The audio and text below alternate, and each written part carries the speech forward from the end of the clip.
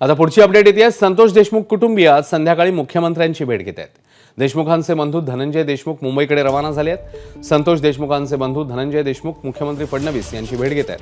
तर संतोष देशमुख हत्या प्रकरणाला राजकीय रंग देऊ नये असं आवाहन धनंजय देशमुख यांनी केलंय. संतोष देशमुख हत्या प्रकरणी दोषींना फाशीची शिक्षा व्हायला हवी अशी मागणी देखील धनंजय देशमुख यांनी केलेली आहे. जवळपास 29 दिवस झालेत या घटनेला. तपास चालू आहे. अजून आरोपी जेरबंद सगळे झालेले नाहीत आणि ज्यांनी ह्या सगळ्या प्रकरणाला मदत केली आहे, ज्यांनी हे कटकारस्थान केलंय, त्यांना कुठंतरी असं वाटायलंय की आपण म्हणजे त्यांना भीती नाही राहिली कुठली, आणि त्यामुळं एक चर्चा करण्यासाठी किंवा त्यांना एक मागणी मागण्यासाठी आपण जातोय तिथं. आणि आपली मागणी आहे की आपल्याला न्याय भेटला पाहिजे. झालेला गुन्हा अत्यंत गंभीर आहे.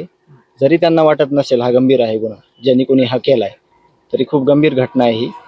सगळा तिथला समाज भयभीत आहे आणि त्यामुळं मी ह्या मागणीसाठी जातोय. एबीपी माझा, उघडा डोळे बघा नीट.